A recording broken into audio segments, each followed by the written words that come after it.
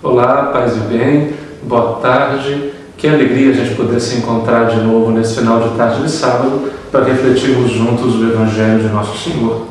Amanhã é o 23º domingo do tempo comum e nós continuamos lendo o Evangelho de Mateus nesse ano A. Já faz alguns domingos que nós temos refletido sobre o quarto livro do Evangelho de Mateus, em que ele nos fala sobre a comunidade cristã, sobre a igreja. Até semana passada nós líamos a parte narrativa desse quarto livro.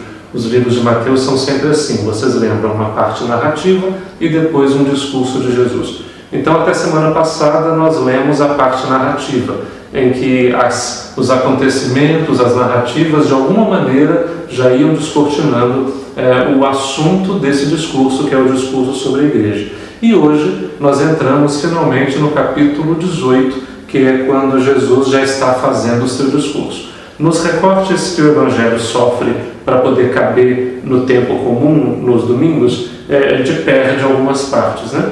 Então nós vamos ter, do capítulo 18 de Mateus, nós vamos ter dois evangelhos, duas perícopes que nós vamos ouvir na liturgia. Uma é essa de hoje, Mateus 18, de 15 a 20, e a outra, na semana que vem, Mateus 18, de 21 a 35.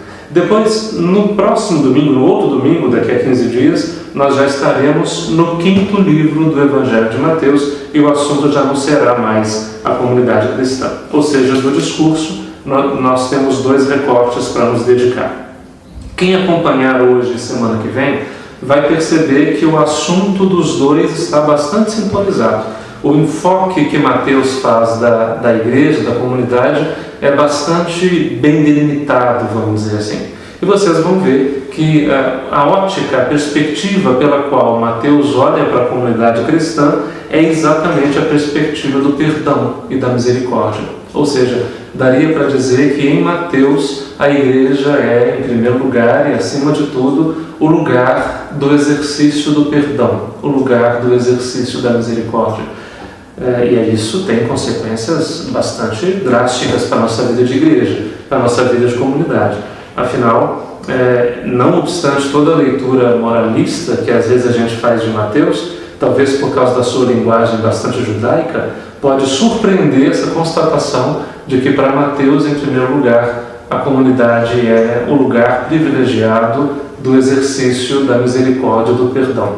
Os irmãos e as irmãs se encontram ali, inclusive e sobretudo, para se acolherem, para se compreenderem nas suas fraquezas e nos seus enganos da vida, para que ali eles possam reencontrar o caminho por onde seguir os passos de Jesus. É uma bela identidade de igreja, é um belo compromisso de igreja que nasce desse capítulo 18 de Mateus.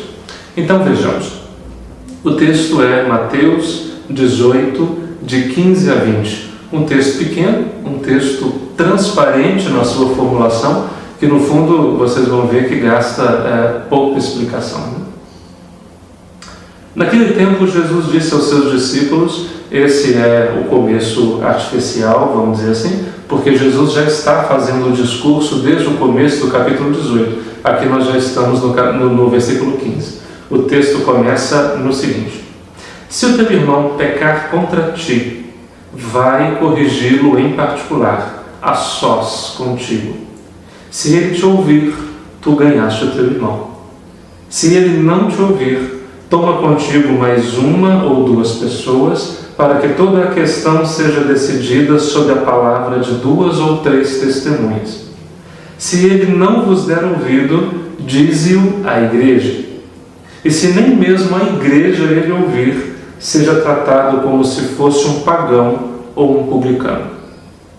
Essa é a primeira formulação que nos ocupa no Evangelho de manhã.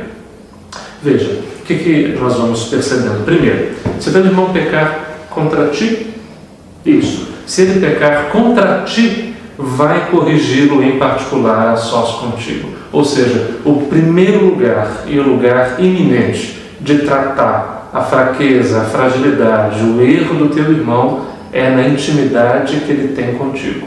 Esse é o lugar privilegiado. Ou seja, a igreja não é o lugar de nós publicarmos os erros das pessoas, mas a igreja é o lugar de nós as acolhermos e tratarmos com a intimidade do amor fraterno e na intimidade do amor fraterno, inclusive, corrigir os erros. Esse é o primeiro lugar e a primeira tentativa sempre. Fracassada essa primeira tentativa, quando a intimidade do amor fraterno às vezes não dá conta, e a gente, olhando para a gente mesmo, sabe que às vezes é assim, às vezes a gente está tão obstinadamente enganado que não é capaz de ceder à palavra e à bondade do amor fraterno e do irmão que se dispõe a nos corrigir. Então o texto sugere que se chame mais um ou dois, para que na testemunha confirmada pela presença da comunidade nesse pequeno grupo, quem sabe esse irmão, essa irmã possa se emendar. Se não ouvir, chame a igreja.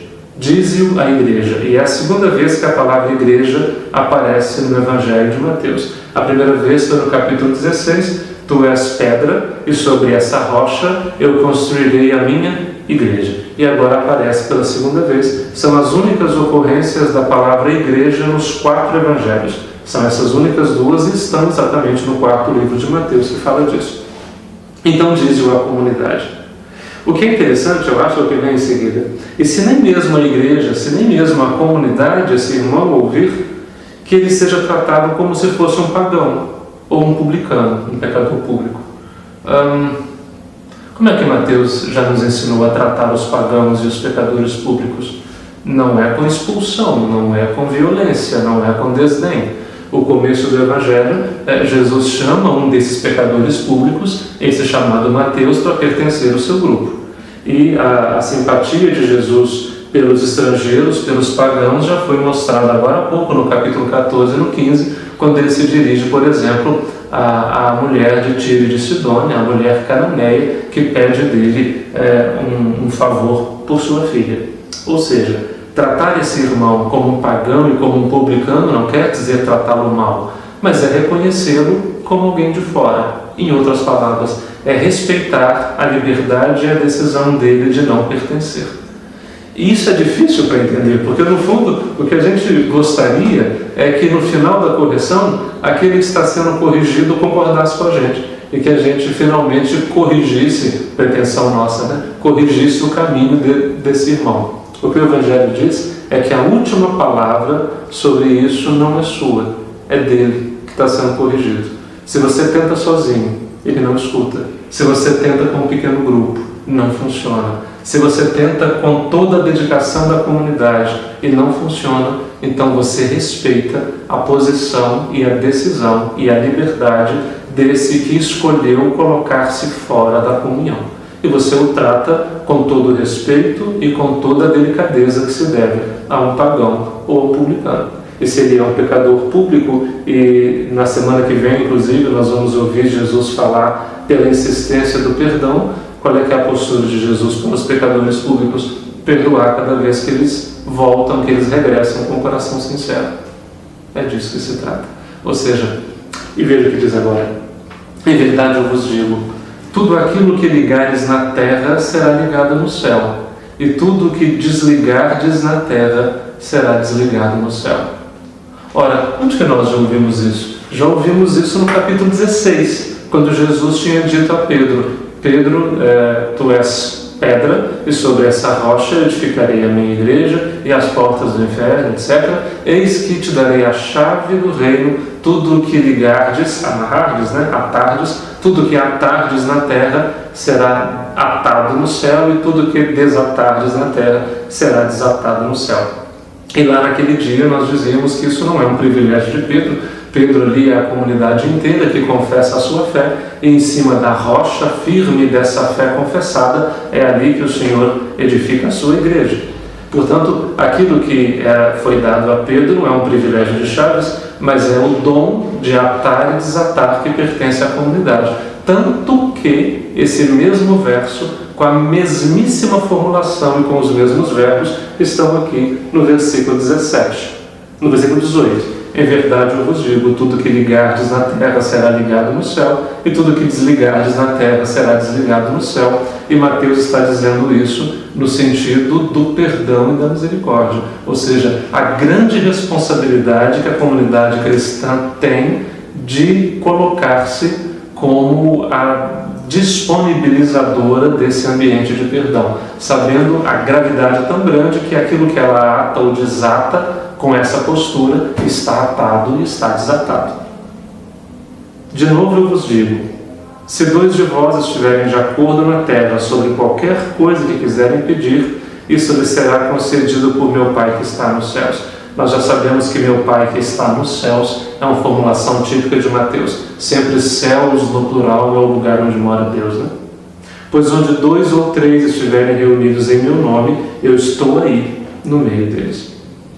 Ou seja, a definição de igreja em Mateus passa por essa capacidade de 2 ou 3 estarem de acordo na fé para poderem ser testemunhas do ressuscitado, já que quando esses 2 ou 3 estão juntos e concórdias e unidos pelo amor fraterno, é o Senhor mesmo que está no meio deles.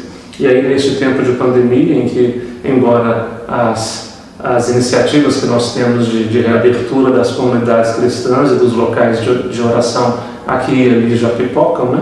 Com todas as restrições e sabendo que com isso nós estamos selecionando entre aqueles que podem, aqueles que não podem, aqueles que devem, aqueles que não devem, é uma postura controversa, mas nos cabe talvez levar a sério isso que diz Jesus, que onde 2 ou 3 estiverem reunidos em nome dele, concordes e de acordo, lá ele estará, de modo que a igreja jamais estará presa sobre paredes ou atrás de portas, mas a igreja será sempre lá onde os corações se encontram e onde eles se põem de acordo para atar e desatar sobre a misericórdia e o amor fraterno. Esse é o dom da igreja, essa onipresença de Jesus por todo canto, por toda parte, onde quer que esses corações de irmãos e de irmãs se unem para testemunhar a presença dele. Que nossas igrejas, nossas comunidades cristãs, a nossa maneira de viver o Evangelho, seja profundamente marcada por esses traços identitários de Mateus. Primeiro, essa capacidade enorme de colocar-se à disposição de acolher, inclusive, as fragilidades dos irmãos. A confiança de sabermos colocar nós também ali essa nossa fragilidade, o nosso desejo de nos emendarmos no segmento de Jesus. E também a graça de sermos a igreja, não só de pertencermos a ela, como quem pertence a um grupo, mas de sermos a igreja e de carregarmos essa identidade eclesial por onde quer que a gente vá, sabendo que onde 2 ou 3 estão ali unidos de coração, ali é o Senhor que está no meio deles. Paz e bem.